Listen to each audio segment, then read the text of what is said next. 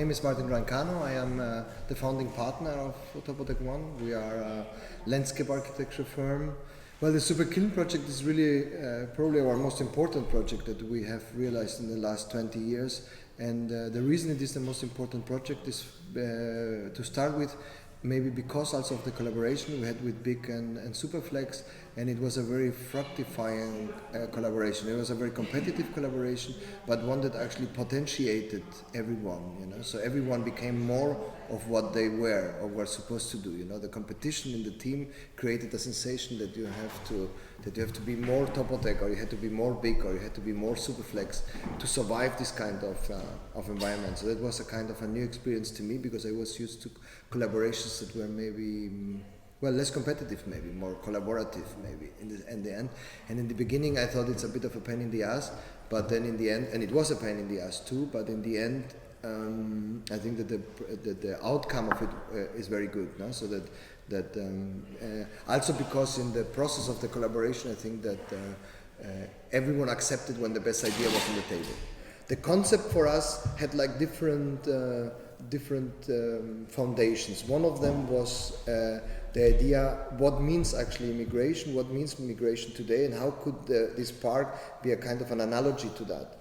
And one of the things that we liked was the idea of translation, that when you go from one place to another, you start translating issues, you learn a new language, you translate your own language into the new language, and we thought, and that happens also with your body, you change also your body language, and also, by the way, also your face changes, depending on the language that you mostly speak on a daily basis, because of the muscles you use for the different languages, also your face changes. So the idea that there is not only a mental change, but also a formal change, we thought could be a strategy also for developing the project. And the idea was, so if people move from place to place and change, what happens to objects? What happens to the real life that they left behind them? Because when you migrate, you take yourself, maybe have 2 bags with you, but you don't have the objects of every day. You don't have this kind of normality that surrounds you if you stay in a place. So the idea was to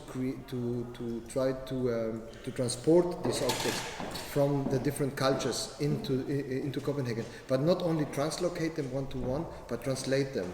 The second foundation, so to use the rich history of landscape architecture and update it today. So instead of the temple, today it's maybe the advertisement or the billboard, but the idea that you can translocate or translate objects and ideas from different places and create with that a new reality, a hyper-reality kind of thing, that always kind of twists between real and fake. And the third foundation for us was maybe this kind of social idea of emancipation of objects and uses. In the moment where you put objects in the landscape that belong to other cultures, and you create also new uses for the public space. For example, a boxing ring that we brought from Thailand in a public space in the Nordic countries is a very unusual object for different reasons. One is that people might be scared of the violence behind it, but in Thailand it's a standard. Okay, so what happens if an object like that changes place? But also what happens when you accept the fact that you are working in a neighborhood where violence is an issue. So we said, for us the concept was actually to, instead of trying to pacify the situation, we said it would be actually great if we could use this violence as part of the character of the place. So in the case of the boxing ring, if you think, if there's a fight on bare ground and I punch your face, that's a crime. I would go to jail, probably would have to pay you something for the injuries I caused you.